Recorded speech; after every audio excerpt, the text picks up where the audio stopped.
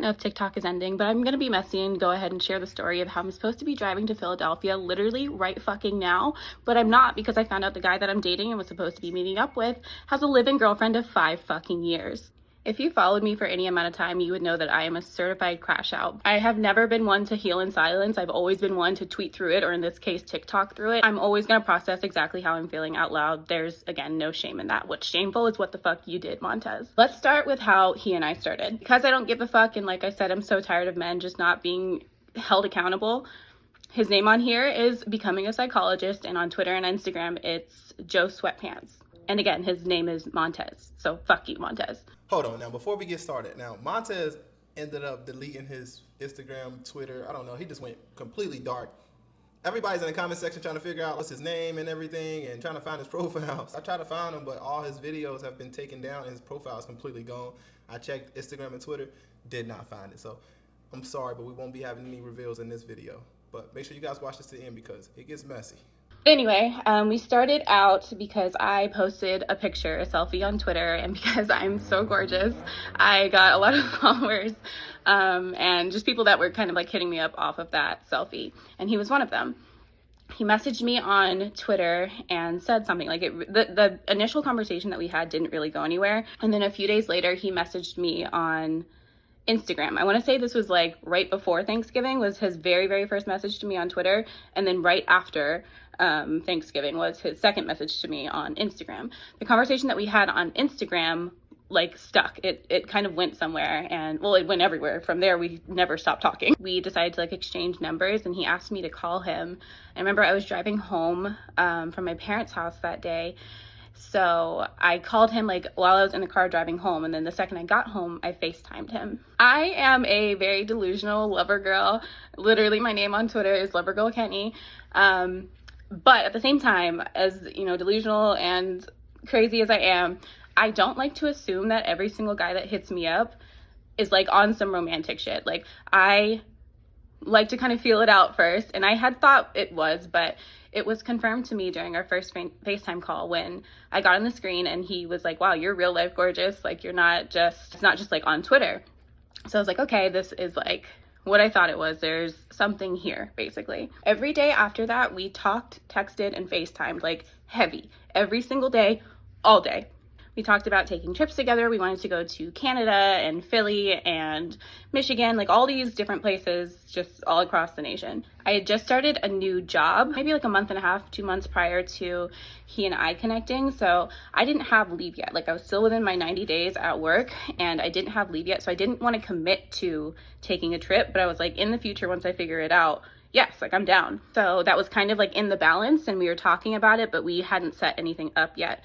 But we still continued talking, like I said, FaceTiming, calling, texting all day, every day, up until early December when, like, through the time that I took a business trip for work. I was literally texting him, like, the whole road trip. I was talking to my coworker about him and kind of saying, like, there's this new guy in my life. I called him to let him know I was going out to dinner, texted him throughout dinner pictures of the food I got back home to the hotel, and FaceTimed him, like, we were talking about all the things that like you talk about when you're meeting someone new and trying to get to know someone new. Like, this wasn't just sexual. It wasn't just like light stuff. Like, we were talking, and he handled me with so much care. Like, I don't even know how to describe it. He's studying to become a therapist, as his out on here would suggest. And he was so sensitive with me and so caring, and so he just handled me with care. Like, I really enjoyed talking to him. It was such a delight, and I always looked forward to it. I can't stress this enough. It was fully understood that we were talking as though we were interested in being with one another. We wanted to get to know each other on a deeper level. I mentioned a second ago that it was all until I got home from like the work trip that I went on, and that was because we got into an argument the second I got home. The work trip was exhausting. It was a lot of fun, but it was a lot of work, a lot of being on the go, paired with being inebriated. So on the day that I traveled back from work, I got home and I like had to go pick up my puppy. I had just like a lot of stuff to do. I finally got home and I was just exhausted, but he was like pressuring me to FaceTime him because I don't think we got to FaceTime that day because I had been like on the road. So he's pressuring me to FaceTime him. I was like, I really want to have energy for you. Like, I'm not going to be fun to talk to if I talk to you like right now because I'm so tired. So he was like, okay, take your nap. I took a nap. And I thought I was gonna wake up, but I ended up not. I just slept through the night up until like through the next morning. So I texted him and I was like, I'm so sorry. I was so tired. I just ended up falling asleep. Like, I'm sorry. I could tell he was disappointed because he had texted me saying like, that's enough sleep or whatever, and something else. So I knew he was kind of like annoyed that I had fallen asleep, but it wasn't that big of a deal to me. Like, I was literally telling you all day, I'm so tired, but I can't wait to talk to you. Like, it was just a mistake and not something that I think someone should be upset about. I feel like you would be kind of understanding of that. But he texted me back and said something just so dry, like so dry and so emotionless, and it triggered me. It was just so unlike him because, like I said, he handled me with so much care.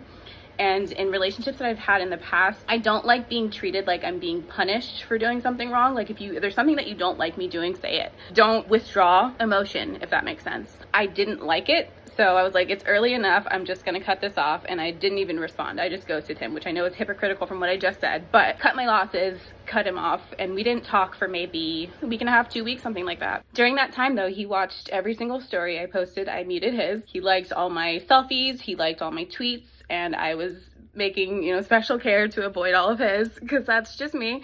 I think I literally tweeted during that time frame, like, my husband would never, because I just didn't think that like he was the guy for me, and that I'm realizing now is my intuition. I wish I would have listened to her. Good Lord. But I was ready to be done with him is basically how it felt. One day though, this was probably like a week, not even a week, less than a week before Christmas though, he messages me and he was like, are you good? This was on Instagram. And I was like, yep, nigga, like, yeah, I'm fine. Why? What's up? And he was like, you just haven't responded to me or something like that. And I was like, yeah, your last message was so dry that like I didn't even want to entertain it for a second. Why would I? We got into a talk from there and we kind of explained each other's sides and we both understood each other's sides, but we like talked through the issue is basically the root of that conversation. And he was like, I missed you. And I said, I know. I know you missed me.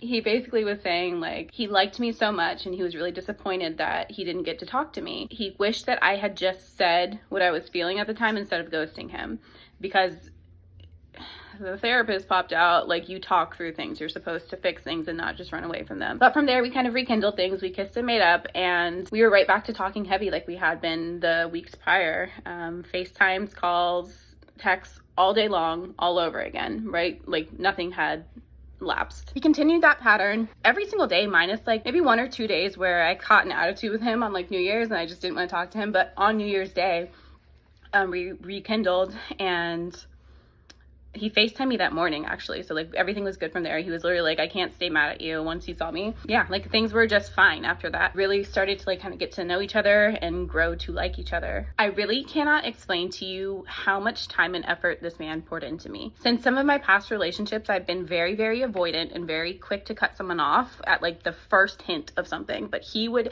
every single time grab me by the fucking neck and pull me back in. Would always maintain that he wanted to work through problems and like fix things, because that's what you do in a relationship. We had all the conversations that you could think of, like FaceTime dates for hours at a time sometimes. He would call me every single day on his lunch break. I would sit there and I would talk to his coworkers. I would meet all of his friends. I FaceTimed with a few of his friends. His friends would literally be like, he went by the nickname Speech. They'd be like, Speech is a good guy. You gotta, make sure you take care of him. Like he wasn't the one fucking around. But yeah, like after finding out what I found out, like I truly don't understand how this man had enough hours in the day. Nor do I understand how he had an abundance of men, these friends that like were not shit as he was, because I felt so prioritized and like I was becoming part of his life as he was mine. He talked to my coworkers too. What the fuck? Anyway, we were talking about kids, we were talking about marriage, we were talking about how he wanted me to come and like sit in the gym at his basketball place, or sit and watch him play basketball at his gym with all the other wives and baby mamas. He would be annoyed if I took too long to respond to him. He would literally call me if like I hadn't texted back in a quick enough time. He's calling me baby, my baby, honey, my love, my wonderful lady. Like I had all these nicknames. We were talking about our future together, our past traumas, like getting deep, and I was guarded and he knew that, and he actively worked to get me to trust him. There was one time where he told me that he was going on a hike, so I knew he was gonna be kind of like out of pocket that day, but I was expecting him to still wake up and text me good morning like he had every single other day. I didn't hear from that man until 7 p.m. my time. I think he's Pacific time, so it's like 3 hours behind, 4 p.m. his time. So I was like, that's annoying and I was really irritated by it. But I was trying not to be. Coincidentally, that same day, someone had gone through like my media tab on Twitter and liked this picture of, it was like a silhouette of my ass. It's a good picture. I ended up reposting it and I like shared it to my Instagram story too. And I was like, oldie but goodie or something was like the caption that I put. A little bit after I posted that and he texted me, he responded to my Instagram story and he was like, wow, I literally can't leave you alone even just for a little bit. And I was like, you shouldn't want to. I had been annoyed, and I will admit that me sharing that photo was probably somewhat vindictive. It was mainly because someone liked the photo and it kind of brought it back up in my memories, but whatever.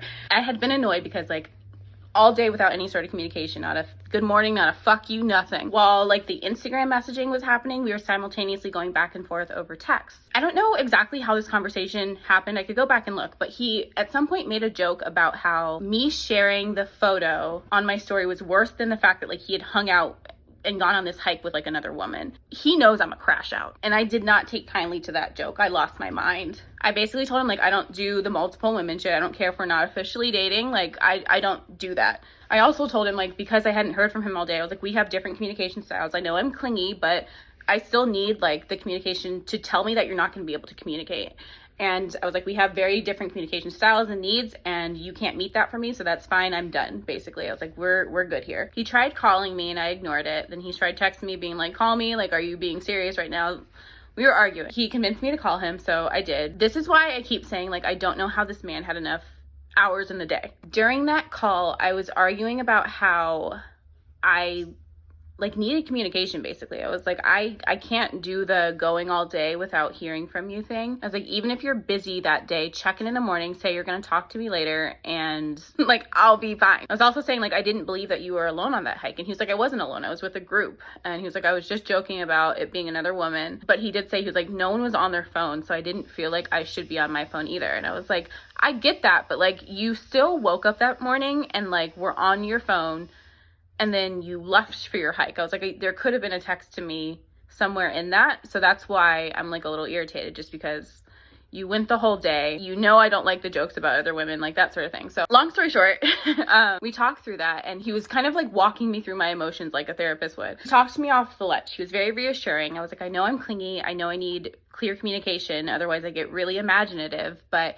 he was so reassuring, and he was like, I'll never miss another good morning. He talked to me through my feelings and was literally like, do you know that you being this upset about this means that like you're starting to catch feelings for me and that you really like me? And he's like, do you know that I really like you too? I kept saying I don't know, because I was like mad and I didn't want to confirm it for him. Basically, that the worst thing I could do is let a man know I like him. I didn't want to agree, but what blows me about this is that he asked me during this conversation, are you afraid of getting hurt? And I said, of course I am. Like, of course I am. And he assured me that he wasn't going to hurt me. And I said to that, I was like, I just don't know if I can trust you. And when he asked me why, I was like, I don't know. Men just like to lie and waste your time like that. Like, I don't. When I said that, he seemed so offended that I would accuse him of doing something like that. I remember he texted me, I think it was prior to us getting on the phone, like when he convinced me to call him. But he had said, like, do you really think I have the time and energy to entertain 4 women? And I was like, I don't know your life. But he was one for semantics. So I'm like, if it wasn't 4, it was definitely at least 2. But whatever. He talked me through that conversation, said he would never miss a good morning, and things were okay after that. I remember vividly that conversation was when I was like, my heart is safe with him. That's when I decided that I could trust him and that I was officially done pushing him away. We were locked in. I was confident that this was going to be my next man, and things were really good after that. From this point on, it was like the same thing. Us talking daily. We were talking about a future, and I decided to... My close friends on Instagram is like, I trust them with my fucking life. Like, I would give them my social security number if they asked for it. I trust them. I decided to share on my close friends that like I had found a guy that I liked. This is after like at least a month of us talking. I hate that I'm like upset about a man that's fucked up. But yeah, I overshared to my close friends a lot. I told them about him, and they were all asking questions and like whatever. I was like super excited. I liked this man. Like after that conversation, I decided I was all in. I crochet him a fucking hat. Like I literally made this hat because he's an Eagles fan. I liked him, okay? I was posting like screenshots of our conversations and they were all like, wow, Kendra, I could tell that you really like this man. You're in love. And I did. I liked him. We had like a really good thing going. I felt very secure in it. And around this time is when I had like finally hit my 90 days of work. So I got my leave situation figured out. And he and I decided to like definitively make plans for meeting up and like taking that vacation that we had talked about. He lives in California and I live in Virginia. He's a big Eagles fan. So we had talked about going to like wherever the Eagles were playing, and I don't know football, so they were gonna be in like Wisconsin or Michigan or something like that. So we were gonna take a trip out to there, and he was gonna fly me out. This was all gonna be on him. He had always said he's a provider, he's a protector, like he was gonna get me there basically. As time went on, we shifted gears a little bit and we decided that we were just gonna meet up in Philadelphia. He wanted to go to the official Eagles like merch store or whatever and get some merch, get me a jersey, and we were just gonna kind of explore the city, and he wanted to get me a really nice hotel room with him and go on our first like official proper date. And then on Sunday, I think the plan was for us to go to like an official Eagles bar, and we were gonna watch the game, and then he would fly back that same night. I live in Virginia, like I said, so it's only like a 2, maybe 3 hour drive for me. It's nothing to like get to Philly. So I was super down to do that. And I was really excited to like meet him. Looking back now, one kind of red flag kept popping up. This weekend is a long weekend. So Monday is both Martin Luther King Jr. Day and Inauguration Day. Everyone, for the most part, is off work on Monday. Flights for him to come in on a Friday and leave on Sunday were like, at minimum, for even fucking Spirit Airlines, $800 like $1,000. It's expensive. That on top of like the hotel costs, the cost of our dates, he wanted to buy me a dress and just overall splash out, like get a rental car, like all the things that he would have to spend money on. I felt bad. Like I have no problem with men spending their money, but I just felt bad. It was going to be a very like overly expensive weekend, whereas he could either come to Virginia or we could push it back a week and it would be like half the cost. I'm cheap, I'm frugal. I like to kind of look for things like that. And that's something that he would always make fun of me for. But I was just like, we could do this another time. I wanted him to get the best bang for his buck essentially. And also one other thing is we forgot that on Sunday, like when we would go to the bar, it would be in Eastern time. So he was so used to it being in was that Pacific time zone or whatever. So the game wouldn't start until 4 p.m. He would be used to it starting at 1 p.m. He would watch it until like maybe 3 or 4 and then be able to catch a flight back home. He wouldn't be able to catch a flight until like 7 at the earliest. So that was just going to be a very, very long day of travel. So I was like, why don't you just go back home on Monday? Like you're off work, I think. It's just gonna be so much easier. Like yeah, it's another night at the hotel, but still like just go back Monday. And he was very like, I don't know how to explain it. He was very like weird about deciding to leave on Monday. And he kind of gave me like non-answers until finally he was very firmly like, no, I'm going back on Sunday. So I was like, okay, whatever. But keep that in mind. He wanted to go back on Sunday, not Monday. Monday is January 20th. So we're planning this trip and like we're getting super excited. I was really excited to meet him. And then the California fires happen. He has to evacuate to a friend's house. And like, I know like this was never about me, but I can't tell you how terrified I was for him. Like I was stressed, I was worried, I was terrified. We'd literally be on FaceTime and I would step out of the camera to cry because my heart hurt so bad for him. I really, really cared about him. Like I knew he was physically safe, but what upset me, I'm not even crying for him, I'm crying for like, I'm just empathic.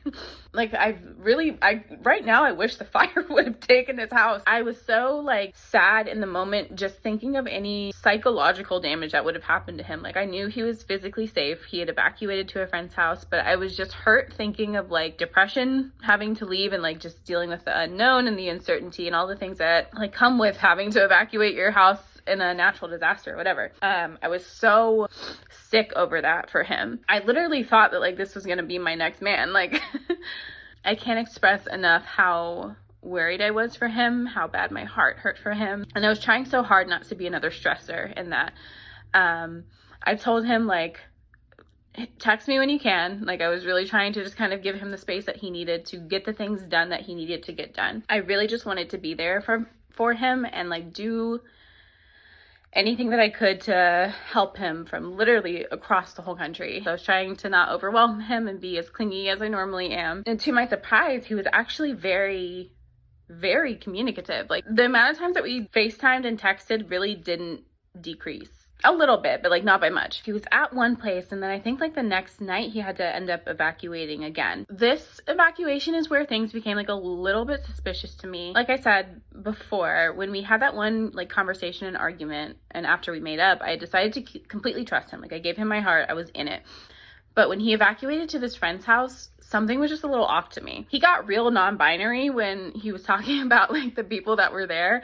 And I thought that it was just because he knows that like I'm a crash out and that I wasn't going to be mad if he was like in a house with a bunch of women. Like you are literally trying to run for your life. Like I'm not mad about that. But we'd be on FaceTime and he'd be like, they are going to make us a taco bar or something tonight, or they are going to do this today. So like he got real non-binary about it, but he was still being very communicative. We were still FaceTiming pretty much the normal amount. I remember we were talking and he said something about like how he was just kind of depressed and stressed. And I was like, can you just FaceTime me? Like I was literally like crying this day over him. And I was like, can you just FaceTime me? I just want to make sure you're good. I want to hear your voice. And he said, yes, I'll step out. And like that was an immediate red flag to me. I was like, why do you have to step out when I've literally been on FaceTime with you and your friends? Like I've FaceTimed you from your house. Like why would you have to step out? But I let it go and I placed the order, and it was a 7-Eleven order. He FaceTimed me the entire walk to the 7-Eleven and the entire way back too. And I remember he got to like the front door and then he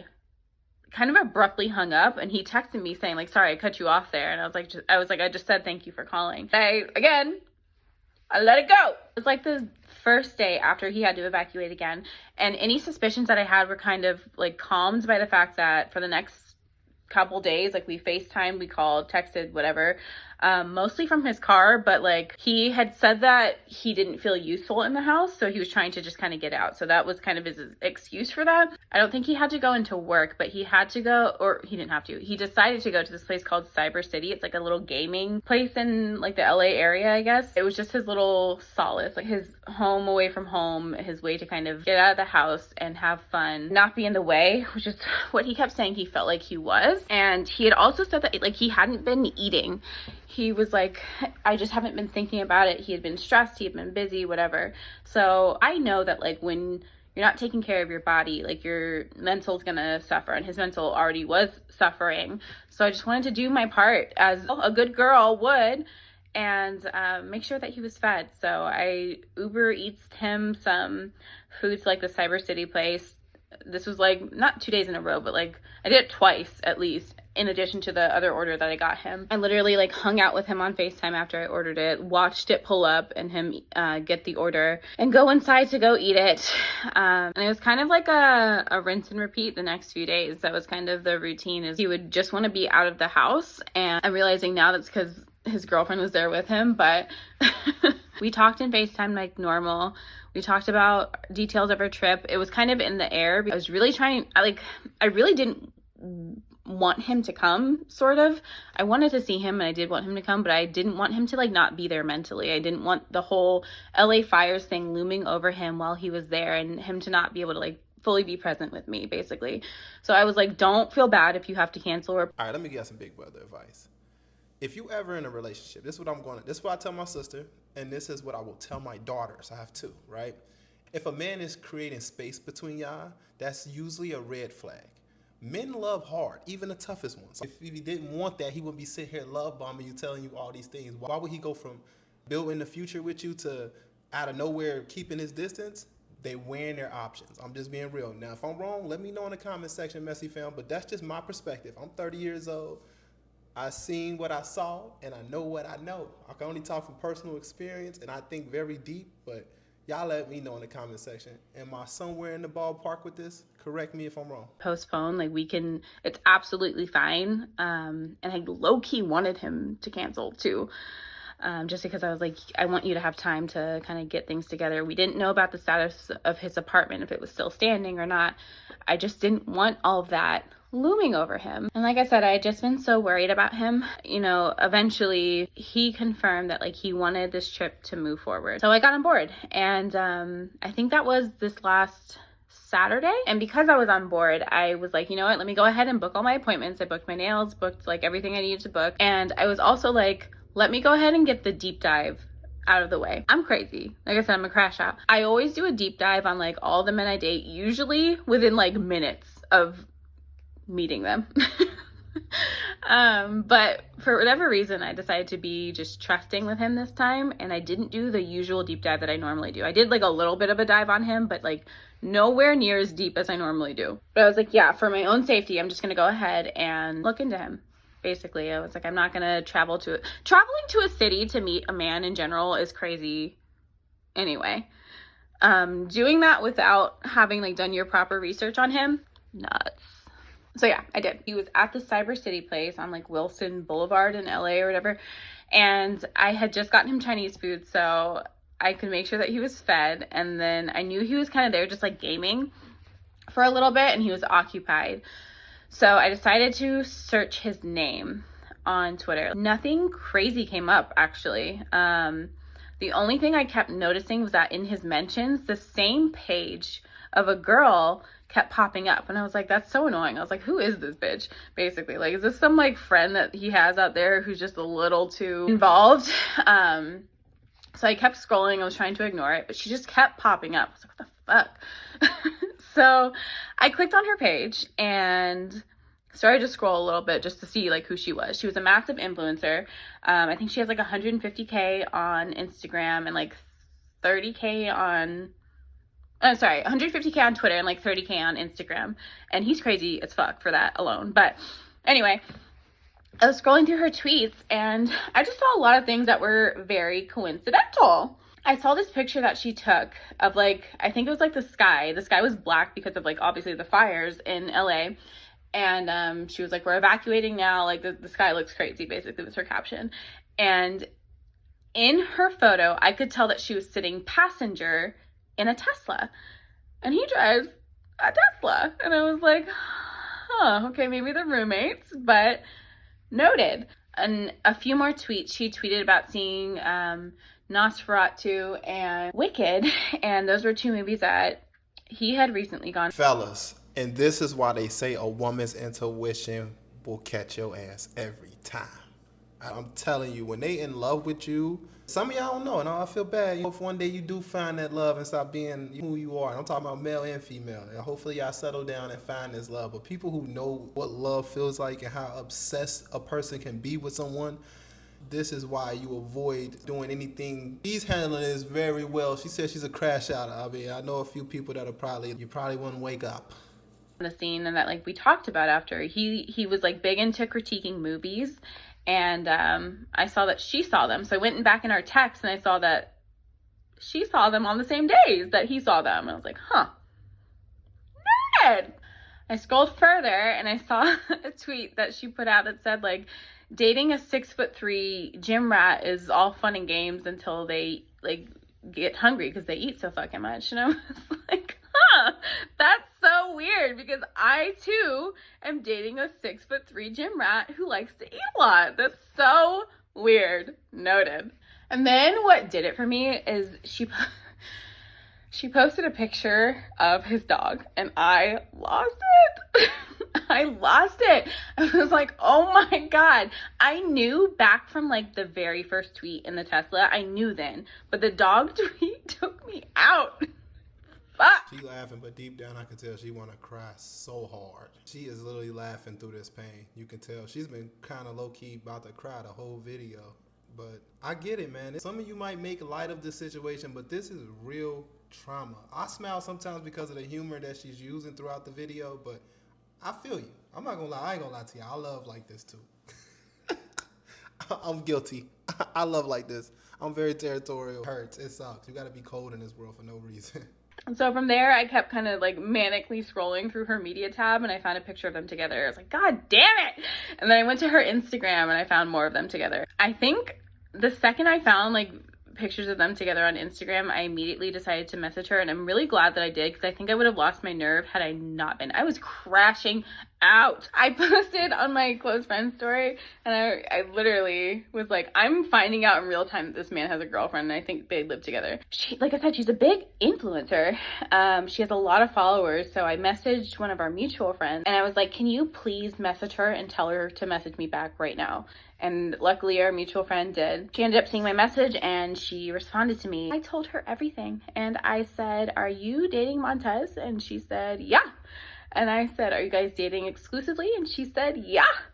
Our 5-year anniversary is actually on Monday the 20th. And if you think back to when I said that he was super weird about like maintaining that he went home on January 19th, I think I now know why. I think it's because his 5-year anniversary was the next day on January the 20th, and he was planning to spend that fucking weekend beforehand with me in Philly. But anyway, I continue telling her everything, that we had been talking super heavily and how I thought we had a future together and all these things. She asked a few questions, and I sent her a bunch of screenshots, whatever. She asked me if I would allow her to confront him first, and I was like, absolutely. Like, I'm never speaking to that man again.